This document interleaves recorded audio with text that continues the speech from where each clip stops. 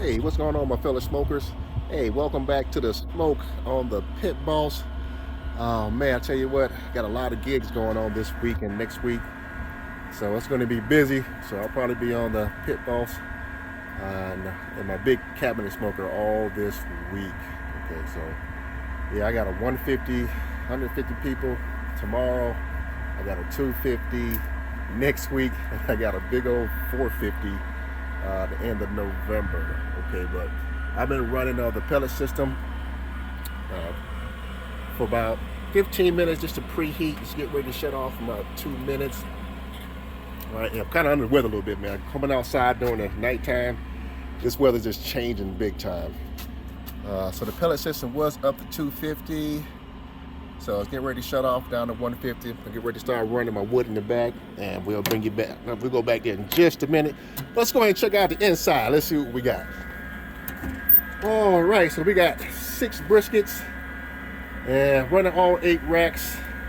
These are these little skirts, and just to trim my end briskets to make them rounded just a little bit, because when it's time to wrap, I don't like to have no pointy ends. So these are the best parts of the brisket. I love this part too. So those are so when I trim those off, that makes my brisket sit flat.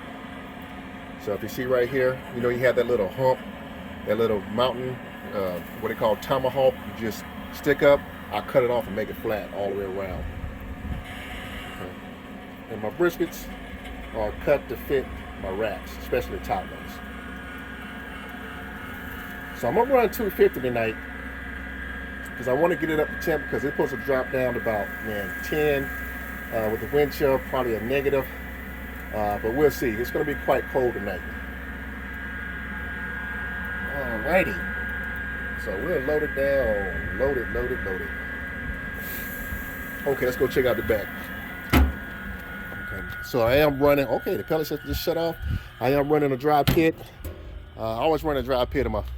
If I'm running briskets, or if I'm running my pellet system, then I will put some water in there. Except if I'm doing like a hot and fast on some chicken, then I will keep it open. Okay, so check this out. So I'm actually full. You see where that lip is, where the lump charcoal is barely going over, because I got a lot of meat on. So I did line, before I put the lump, I got some briquettes down there. Just one layer all the way around. It seems like I get a better burn, slower burn, and it keeps the lump charcoal from just dropping down in the bottom. Trying to fill in all the space possible that I can, because I'm using lump. So I want to maximize my space in here. So when I put the lump in there, right, I made sure, pushed it down, filled in all the spots so I can get as much fuel in there as I could. So this is pretty packed down, pretty tight. All right, so I really don't like using briquettes anymore, especially Kings. I can't stand Kingsford anymore, but if that's all I got, then I use it. But my go-to for briquettes is the B&B.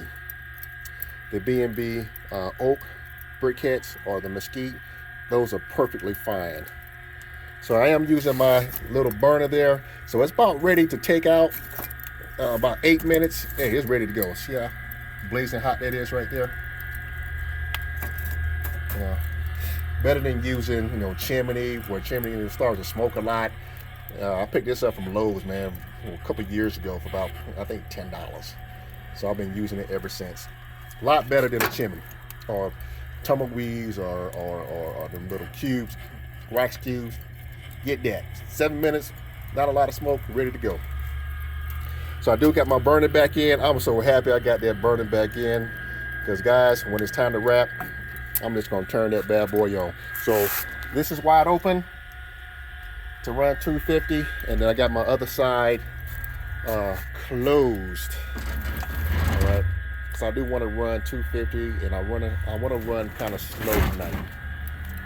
So, but I do want to get done so these can rest probably around, I'm gonna say 1 o'clock in the morning, 2-ish. Put them in the Cambro and let them go. Okay, I'm gonna get ready to go ahead and disconnect this. See that right there? That's good. That's perfect. blazing hot. Okay, so I'm just gonna put a piece of wood there and let that go. Oh yeah, perfect, perfect, perfect, perfect. All right, the baffle's wide open. Let's see if I can go ahead and disconnect this thing. Put it on the ground. Right there. Okay.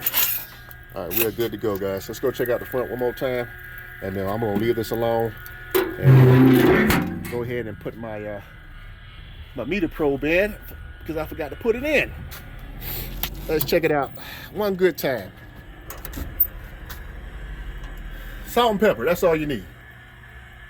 That is it.